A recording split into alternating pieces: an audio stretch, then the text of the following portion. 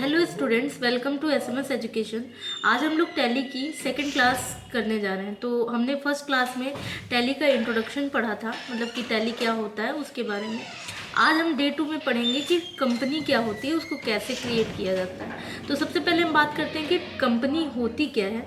तो जैसे हम लोग किसी भी वर्ड प्रोसेसर या स्प्रेडशीट में किसी भी प्रोग्राम में कोई फाइल बनाते हैं ताकि हमारा डेटा उसमें सेव रहे, तो वैसे ही हम टैली में अपना डेटा सेव करने के लिए एक कंपनी बनाते हैं जो कि एक डिजिटल डायरी की तरह होती है, जो हमारे एक पूरे फाइनेंशियल ईयर के ट्रांजैक्शंस को होल्ड करती है, मेंटेन करती है। ये कंपनी जो है ये 1 साल के फाइनेंशियल ईयर के लिए बनती है।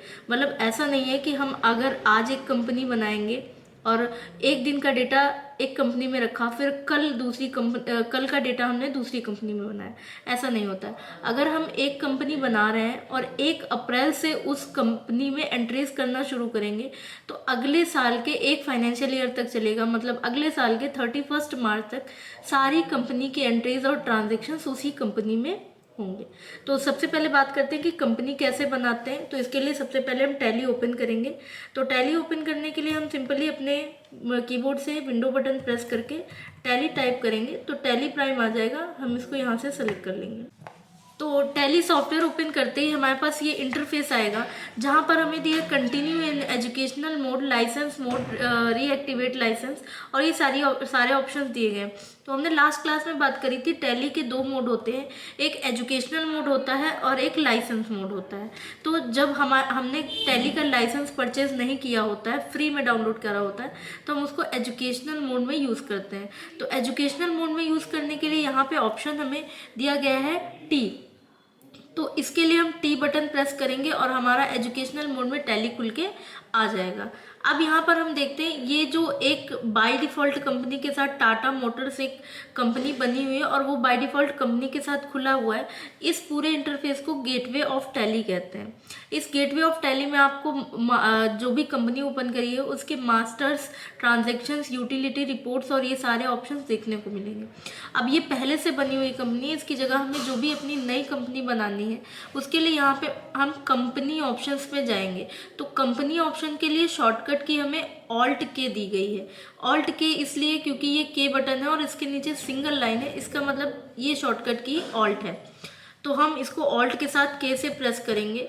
यहाँ पे हमारे पास क्रिएट का ऑप्शन दिया है तो हम क्रिएट पे एंटर कर देंगे। तो ये हमारी कंपनी क्रिएशन की स्क्रीन खुल जाएगी। अब कंपनी क्रिएशन में सबसे पहले दिया होता है कंपनी डेटा पाथ, मतलब हम किस लोकेशन पे अपनी कंपनी को बना रहे हैं। फिर कंपनी नेम में जो भी हमें अपनी कंपनी का नाम रखना होता है, जैसे मैंने लिखा एसएमएस एजुकेशन, ये हमारी कंपनी का नाम हो गया।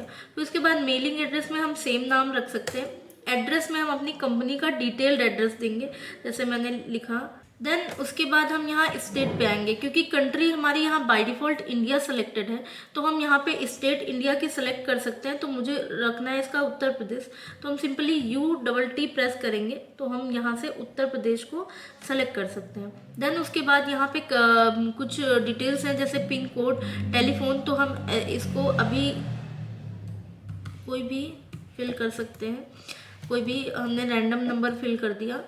बाकी जब हम कोई प्रोफेशनल कंपनी बनाएंगे तो हम उसमें अपना पूरा डेटा लिखेंगे। फैक्स नंबर में कुछ डाल सकते हैं, अगर हमारे पास फैक्स नहीं है तो उसको छोड़ सकते हैं। फिर ईमेल एड्रेस में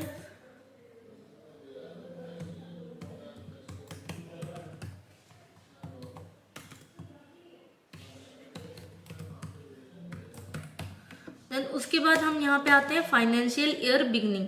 तो फाइनेंशियल ईयर के बारे में आपको थोड़ा सा बताना पड़ेगा। फाइनेंशियल ईयर क्या होता है? जब भी हम कोई बिजनेस स्टार्ट करते हैं तो उसके जो ट्रांजैक्शंस होते हैं वो हम हर साल के 1 अप्रैल से स्टार्ट करते हैं और उस साल के नेक्स्ट ईयर के 31 मार्च तक हमारा वो फाइनेंशियल ईयर चलता है। तो हम जो भी कंपनी अपनी कोई भी क्रिएट करें या पहले से कंपनी बन रही है, चल रही है सॉरी, तो उसका फाइनेंशियल ईयर 1 अप्रैल से स्टार्ट होगा। तो हम यहाँ डेट 1 अप्रैल ही रखेंगे। साथ में अगर हम चेंज करना चाहें तो हम इसका ईयर चेंज कर सकते हैं। जैसे कि अगर हम 1 अप्रैल 2026 रखें तो हमारा फाइनेंशियल ईयर पीरियड रहेगा 1 अप्रैल 2026 से 31 मार्च 2027।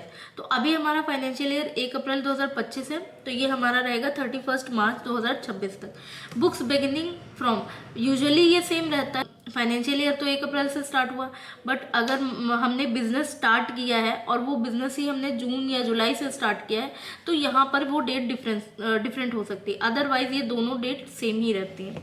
फिर उसके बाद हम यहाँ बेस करेंसी, क्योंकि हमने कंट्री इंडिया सेलेक्ट कर रखी है, तो यहाँ पर उसकी करेंसी और फॉर्मल नेम आ रहे हैं। अब इसमें अगर हमें करेंसी के डिटेल्स और ज़्यादा डिटेल्स चाहिए, तो उसके लिए हम कॉन्फ़िगरेशन पे जाके, F12 बटन होती है, कॉन्फ़िगरेशन पे जाके यहाँ पर provide additional base currency details, इसको यस करेंगे तो यहाँ पर और भी डिटेल्स आ जाएंगी, जैसे कि सिंबल, फॉर्मल नेम और ये सारी चीज़ें यहाँ पे आ जाएंगी। अब इसको हम एंटर करके पूरा एक्सेप्ट कर देंगे, या फिर एक शॉर्टकट की होती है Ctrl+A, टैली में एक्सेप्ट करने के लिए शॉर्टकट की होती है। तो जैसे ही हम इसको एक्सेप्ट करेंगे, हमारी कंपनी बनके तैयार हो जाएगी। यहाँ पे लिख के आएगा कंपनी क्रिएटेड सक्सेसफुली, ये कंपनी का नाम दिया है। कंपनी के features, show more features yes है, शो ऑल फीचर्स ये भी यस है। अगर हम इनको नो रखें तो ये हमारे कुछ फीचर्स ही शो होंगे, और इसको भी नो रखें तो सारे फीचर्स शो नहीं होंगे। अगर हम इसको यस करेंगे तो सारे फीचर्स हमारे शो होंगे। इसको भी हम सिंपली एंटर करके एक्सेप्ट कर सकते हैं, फिर Ctrl+A बटन से एक्सेप्ट कर सकते हैं। यहाँ हमारी कंपनी बनके आ जाएगी SMS एजुकेशन। यहाँ पर इस डेट ऑफ लास्ट एंट्री में नो वाउचर एंटर दिखा रहा है, क्योंकि अभी हमारी कंपनी पे कोई भी डेटा नहीं है। करंट पीरियड में 1 अप्रैल 25 टू 31 मार्च 2026 दिया हुआ है, क्योंकि हमने यहाँ पे अपना फाइनेंशियल ईयर 1 अप्रैल 2025 लिया था। करंट डेट 1 अप्रैल दिखा रहा है, क्योंकि अभी हमने कोई भी एंट्री नहीं करी और 1 अप्रैल हमने लिया था अपना फाइनेंशियल ईयर, इसलिए करंट डेट 1 अप्रैल दिखा रहा है।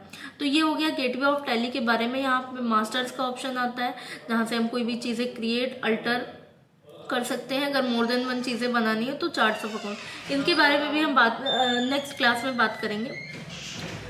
फिर हम आते हैं कि कंपनी को हम अल्टर कैसे करते हैं, मतलब कंपनी में चेंजेस कैसे करने हैं। जैसे मान लो हमने SMS एजुकेशन के आगे मुझे कंप्यूटर इंस्टीट्यूट भी लिखना है, गलती से हमने SMS एजुकेशन लिख दिया, तो अब हम ये नाम चेंज कर सकते हैं कैसे, अल्टरेशन मोड पे जाके। तो हम उसके लिए Alt+K प्रेस करेंगे, अल्टर पे जाएंगे, और यहाँ पे जो भी हमारी कंपनी में चेंजेस करने हैं वो कंपनी सेलेक्ट कर लेंगे। अब यहाँ पे हम सिंपली एंड बटन प्रेस करेंगे, और यहाँ स्पेस देके जो भी हमें चेंज करना है